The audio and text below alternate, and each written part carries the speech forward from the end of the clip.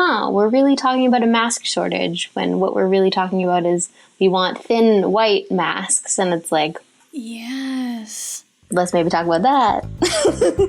Welcome to Sleeping Around, where we offer a peek behind the curtain of modern sex and relationship therapy and research, bringing you insights and conversations otherwise reserved for the therapy room. I'm your host, Elena Joy, a Master's of Counseling Psychology student, content creator, and lifelong sex and relationship nerd. Enjoy the episode. Hello, everybody. Welcome back to another episode of Sleeping Around. I'm so happy to be back after our little 2-week break. It was the end of the semester for school, the end of my final semester, like the final term of classes in my program, which is wild. And it was my birthday, so my partner and I took a little post-semester pre-practicum birthday vacation. It was so lovely. And now we're back. I've started practicum and we're back to our regularly scheduled programming. Today's episode is an interview with the one and only Eva Bloom. They are an award-winning non-binary queer sexuality educator and community facilitator. Eva helps late bloomers foster confidence, queer joy, and have amazing sex overall. And those are exactly the themes that we cover in this episode. We talk about the experience of being a late bloomer. And Eva gives us some queer sex ed. We talk about pleasure anatomy. We talk about first times and where to start, how to find confidence and have conversations around desire and pleasure. We even get into queer experience on dating apps and finding queer events in your area. Eva is clearly an expert in their field and just a fountain of knowledge. And I learned a lot from this conversation, and so I hope you do too. Enjoy the episode.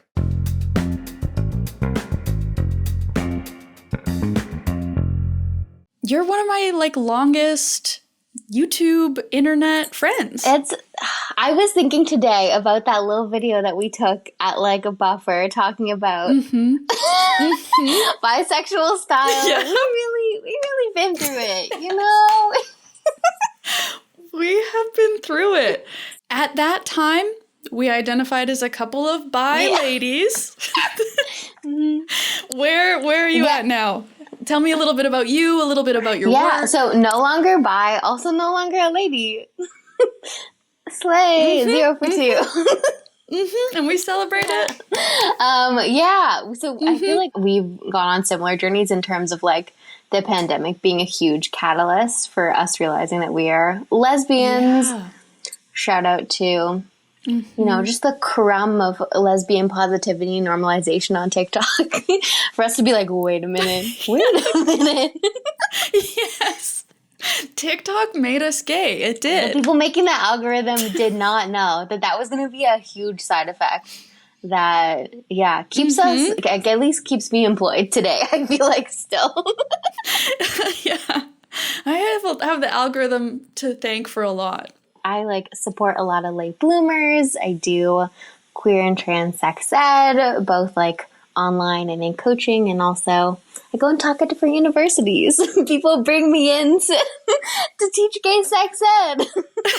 Yeah, it's we don't get gay sex ed in high school or junior high, that's for sure. So some universities are getting on board and bringing folks like you in to do some of that work. So, that's another crumb, right? We'll take that crumb. Take an hour of, most of the time it's usually pretty left-leaning, liberal universities anyway. But I'm the more the merrier. The more sex ed in as many places as we can get it is great for me. In those kind of talks where you're doing this queer sex ed, what are some of the pieces, the important pieces that you cover? So I would say core piece, we're talking about pleasure anatomy. I feel like a big part of it is breaking down this myth that genitals are very different from each other.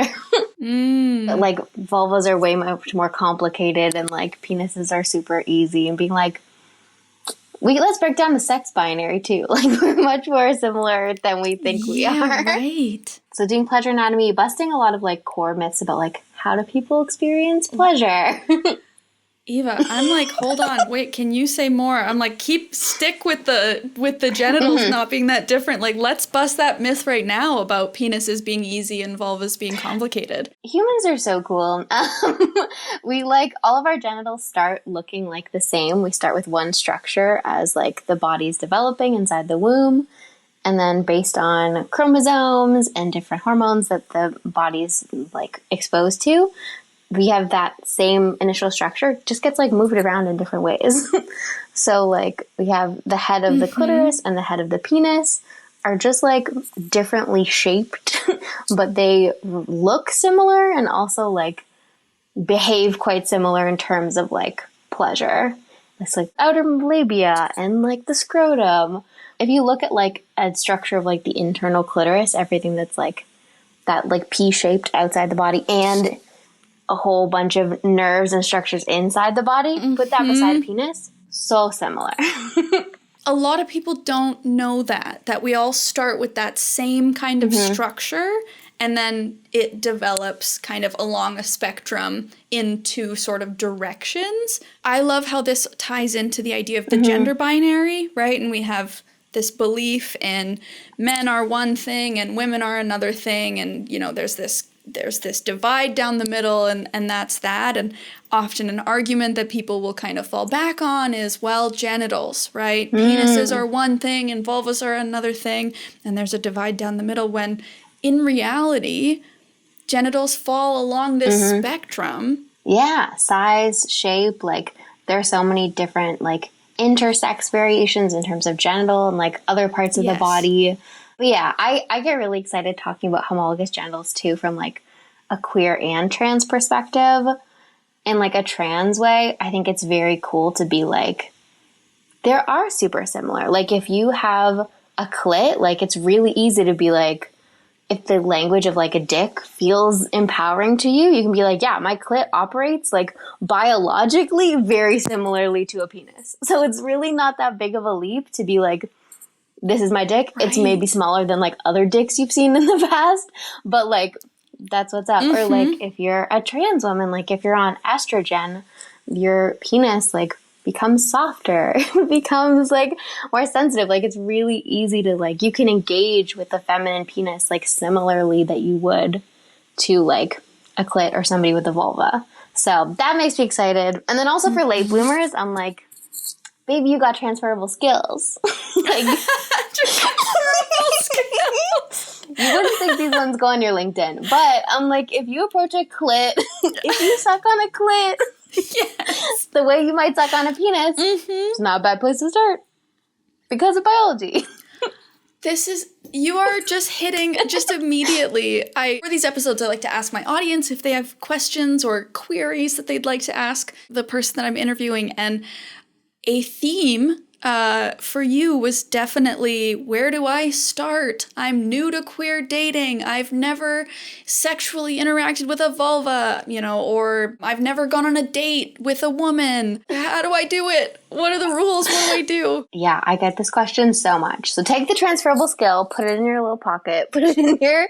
There are lots of differences when like dating queer people. I think a lot of the differences are kind of nice, especially if you're somebody who's like already started to like tackle and unlearning gender roles in other areas in your life. Maybe when you're dating men, it's not that different to queer date. There can be this idea of like going into queer dating being like, whoa, there's no rules, there's no scripts.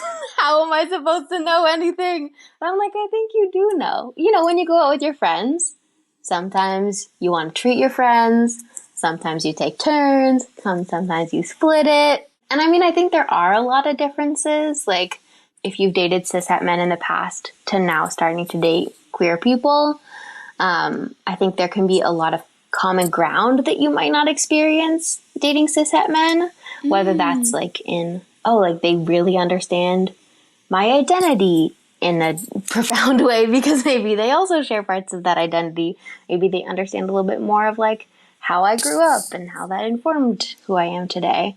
I mean, I think people get really stressed about all of the labels. Like you're either a masc or a femme or you're a top or you're a bottom. Yeah, we've added all these kind of pretty strict categories. Yeah, and I think when people are just coming out, they're like, okay, that means I got to put myself into a box. I have to know if I'm dating. Am I femme for femme, femme for masc, masc for masc? Like, when it's like, I think most people exist in some kind of gray zone or fluidity. Yeah. And if those labels feel empowering for you, if they make you feel seen, then like, heck yes, like use them. But like, I don't know. I feel like I even had a moment like last year, the year before, where I was like, hey, you don't fit into masc or femme. Like, will people see me as desirable? Like, if I'm not performing one of these enough? And like, it's like, no, it's it's okay to not resonate with that or like be in the middle. Because I think, yeah, a lot of us are.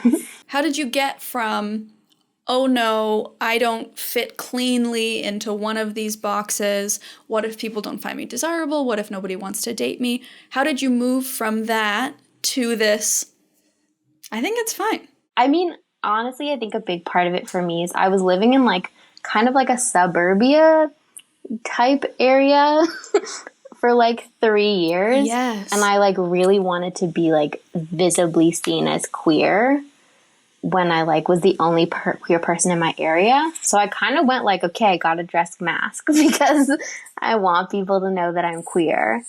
And like now that I live a little bit more downtown where I feel seen no matter how I present and like I'm in more like in-person queer spaces, that like pressure is a little bit lessened. Again, the duality. We love the internet, and also the internet is not an accurate representation of what actual queer community is like. Whoa.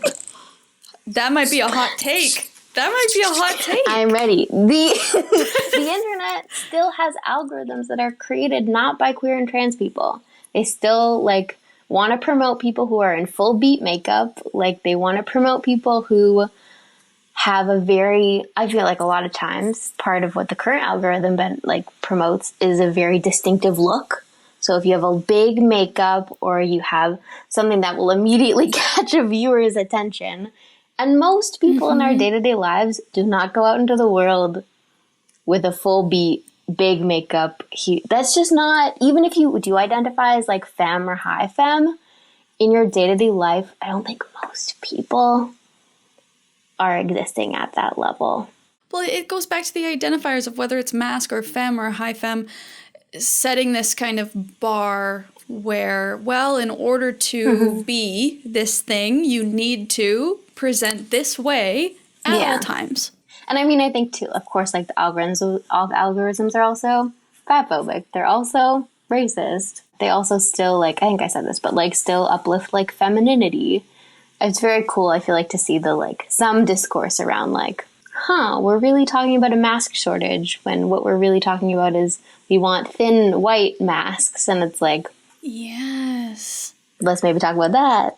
Oh, say more about the mask shortage, because this is like an ongoing conversation that I see it and I'm looking around like I see masks. Oh, I feel like it's so many things. One thing I feel like is, somebody who exclusively spends time on like dating apps or like online versus in queer communities. I feel like I read somewhere that the algorithms still are trying to match people of equivalent hotness. But because the algorithms are like coded by cishet men, they rate masculine women or like masculine queer people as less hot. So you're not going to be like pushed masculine queer people as much, so you're going to think that they're not out there, but it's just the dating apps being homophobic. I'm taking all of this in a little bit because I didn't realize dating apps have algorithms? Yeah. I did not. Am I the last person to I don't know whether you this? call it an algorithm, but some kind of coding that decides who you get shown. And like it collects a bunch of data. Really? Yeah. Because it has to have like a specific algorithm to like keep you on the app long enough, but like to match with some people that are good matches, but not give you your best match right away. Because then you'll leave the dating app. never knew. I did Elena, not it's know rough out here that. to be single in 2024. The apps are on another level. The apps are not what they were when they were first created.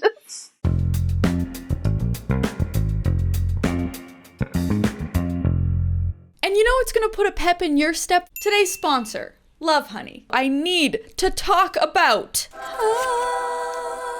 the Womanizer Blend. You guys know Love Honey is an award-winning global designer and retailer of adult toys and lingerie. They're on a mission to banish taboos around sex and pleasure and intimacy, and partnering with creators like me to share with all of you their incredible products is one way that they do that. And you can click the link in my description to check out their whole range of toys. But this is one by Womanizer, who is the OG of the like suction air pulsation technology. Your typical kind of classic toy is the vibration, right? But that doesn't work for everybody. And so Womanizer changed the game when they introduced toys that use a sort of air pulsation to simulate a kind of suction sensation. And so they have toys that are that alone. But this is called the Blend for a reason. This piece is used for internal stimulation, and this does vibrate if you wanted to. And then this piece is used for external stimulation, and it does that air pulsing. The toy has 2 separate motors, so each of these pieces is controlled separately, and the name is inspired by its purpose: achieving a blended orgasm. And of course, you know I always come with codes. If you use the code ElenaBlend, you can get 20% off site-wide. So check out that link in my description.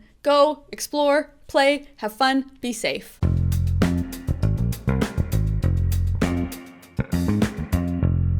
You're saying that this algorithm, or the people, the cishet men who are creating the whatever it is that decides who you're shown in the app, are matching their perception of your hotness with their perception of somebody else's hotness. And they are deeming Masc people as less hot. So if you're a femme person, they're going to rate that through like a cishet male gaze as like a higher attractiveness level. And if you're like, I'm femme and I want to see some Masc hotties. So what you're really saying is... What I'm saying is get out there. go to a party. Go to an event. Go into the world. Well, so kind of building on that, if the internet is not a good representation of what queer community can be or can feel like, how does somebody go into the real world and find their community? I'm just sitting with the contradictions, and I feel like you're right with me. You're like, black and white, multiple things can coexist, because I'm going to be like, TikTok is great. But it is, in terms of like TikTok, I feel like it's very location based. Like if you look up queer events Toronto, the way that the app is coded is going to like give you better results than like the Instagram, because Instagram's not really built for like finding events in that way. This is great. This is news to me. This is, again, I'm like, I did not expect this conversation to be a lesson on technology, but here we are. Yeah, I would say Eventbrite's also pretty good. Whenever I go to like a new city, I will, because you can search by like location. And I feel like Instagram is helpful in that, like, if you find one thing, it'll start recommending you other things. Somebody was like, it's just word of mouth. I feel like for sapphic stuff, word of mouth is huge. Like, if you can build up the courage to go to one event and ask one person, hey, like, where do the sapphics hang out in the city? That is going to do you better than trying to figure out any of this tech stuff. No, you're absolutely right. Like, even in a major city like Vancouver, I feel like I didn't find the sapphics, I didn't find the queers until I made queer friends who lived in the city, and they showed me the way. Like, the internet was not helpful. No, there's like... Googling was not helpful. Toronto has like queer line dancing on like Sunday nights, and it's like the most wholesome. Amazing. Like, again, if you're looking for masks in Toronto, there are masks at queer line dancing, and there are femmes. It's truly just a chef's kiss of the hotties are at queer line dancing. But this event page has like maybe 1,000 followers. But I had a friend who told me about it, and so I now tell everybody I meet, and they're like, I had no idea this existed. It's like gorgeous little queer community, and yeah, it's word of mouth. Okay, so find one queer event in your city, go to it, and ask somebody in person. Now you're doing talks and sex education, and you have a sexy science show and tell, and I wanna tap into that. Yeah, so it's like a trivia, and I get to do a cute little thing where I bring up 3 volunteers. I blindfold them. I give them a sexual health product, and they have to guess what it is.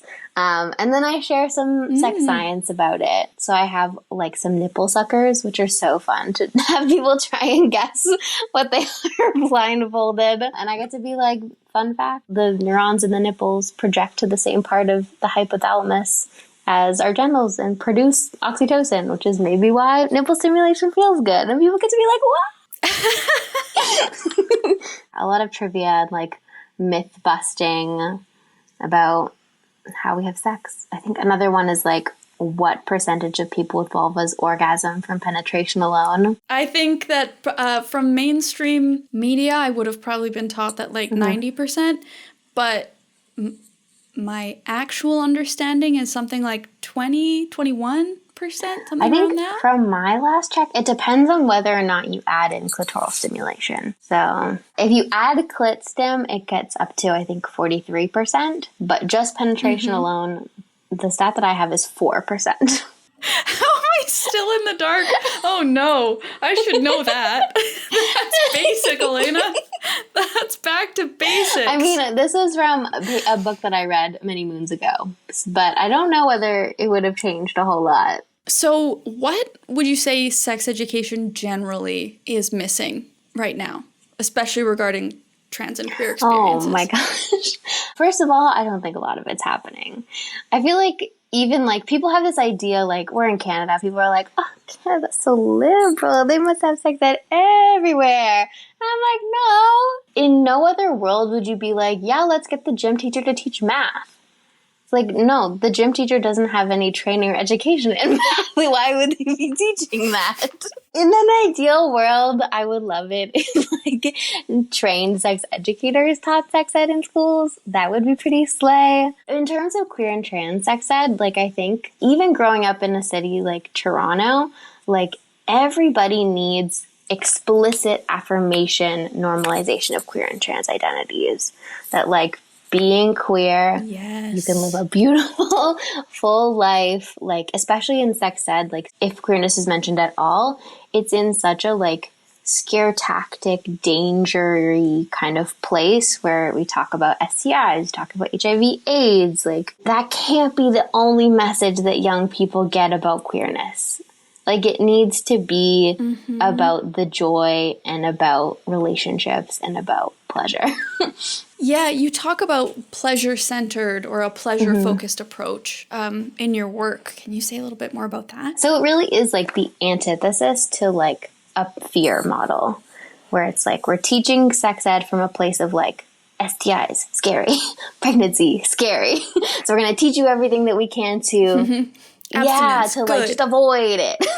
To avoid the like very scary, shameful thing that it is. Or even like there's another step which is like prevention. But again, that's like we're avoiding. We're talking about what are the things we can avoid. Versus when I come to speak, I'm like, the center is pleasure. We're talking about anatomy because learning about anatomy is what makes things feel good. What makes us feel affirmed in ourselves. We're talking about communication because we're learning to say, how do we voice our desires? How do we actually create the experiences that we want? We're talking about sexual health because if you like take care of yourself, you can actually be present in the moment and enjoy yourself. I mean, I agree with you. I think that's, yeah, we definitely need more of that. You've also talked about the idea of like shame-free sexual health. What would that even look like? For me, I really try to bring the energy of like, I'm so stoked to be here and like, this is a Tuesday. Like I don't know,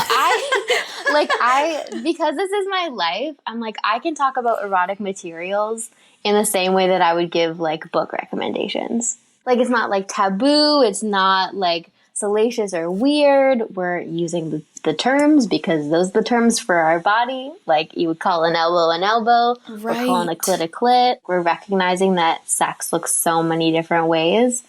And there's no way that's like better or worse or like good or bad. We're like recognizing that people have different journeys, different histories, like different needs, very much like a harm reduction approach, like not expecting perfection, not being like, oh, you need to do this perfectly 100% of the time. If you don't, you're bad. So how does that play out in terms of the audiences or the groups that you're working with? What are kind of the responses that you generally get? Well, I ask off the top, did you get pleasure inclusive, trans inclusive sex ed in high school? And everybody says no. Some people say yes, some people say kind of. Overwhelmingly, whether I'm in the States, whether I'm in Canada, like, it's always no. I ask people off the top to like talk about pleasure anatomy, to be like, when I say pleasure anatomy, like what comes to your mind? And that's cool. Sometimes people go very like using a bunch of slang. Sometimes people will like be very vague.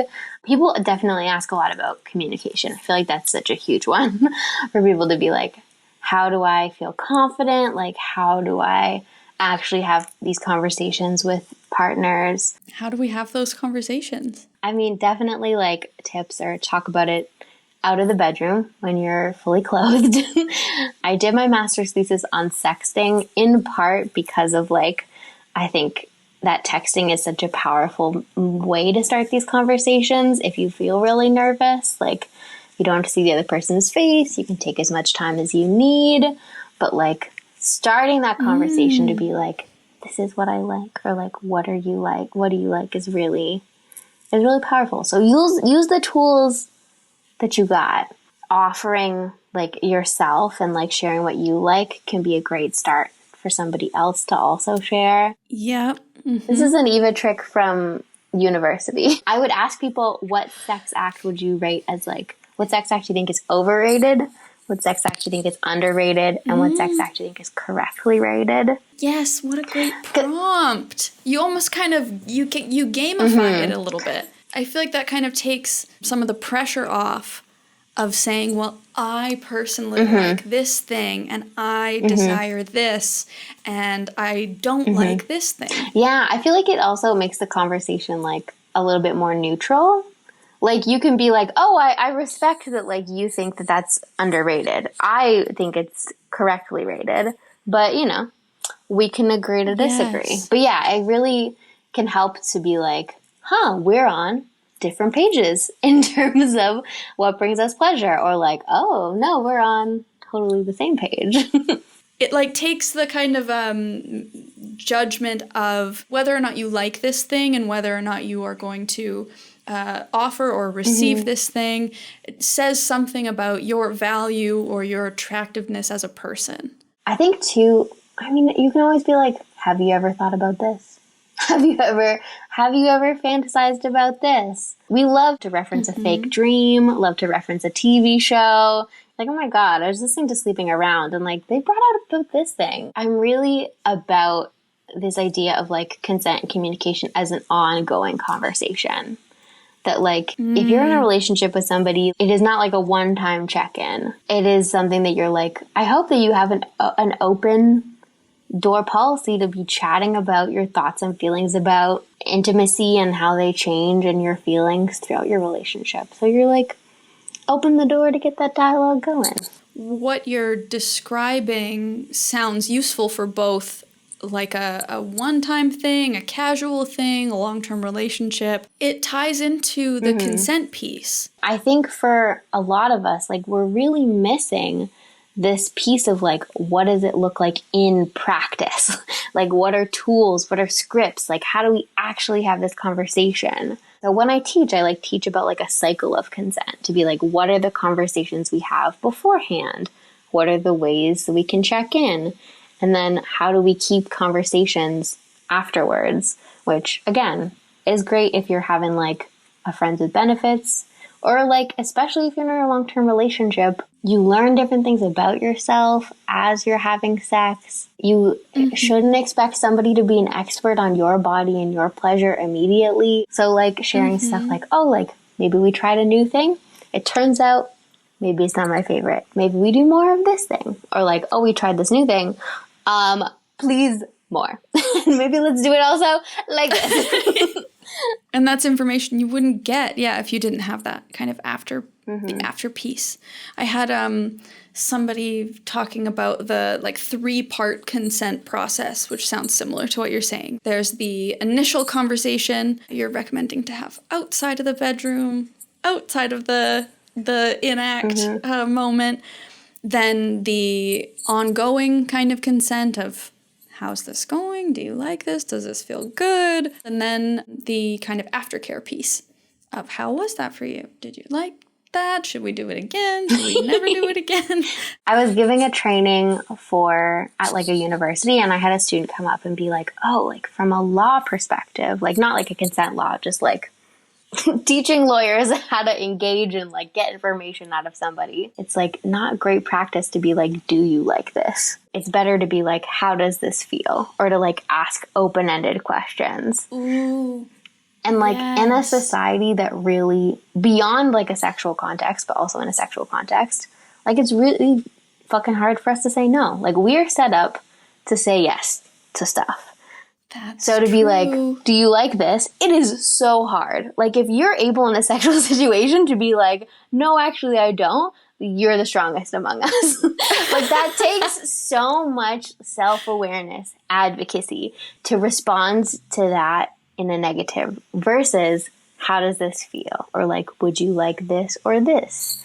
And like to have more of an open conversation. That's a really interesting way to think about it. Yeah, I think Meg John Barker talks a lot about like how in our society we make it really hard for people to say no in like all areas of life. So if folks are curious about learning more about that, Meg John Barker is super slay and has a bunch of different books and stuff. We could link that in the description and in the show notes. Is there anything that you want to promote? In terms of like supporting late bloomers, folks who are maybe new to queer dating, new to like your queerness or your questioning, I offer a lot of supports. I have a membership program where we meet monthly and we have a little community group, chit chat. It's on a different theme. And we also have a Discord for folks to like get advice, share thoughts, solidarity, queer book recs. That's called the Fuck Combat Support Club. You mentioned the idea of a late bloomer, quote unquote. For anybody who might be listening who's like, what's a late bloomer? It's not a very specific term. It's not a very exacting term.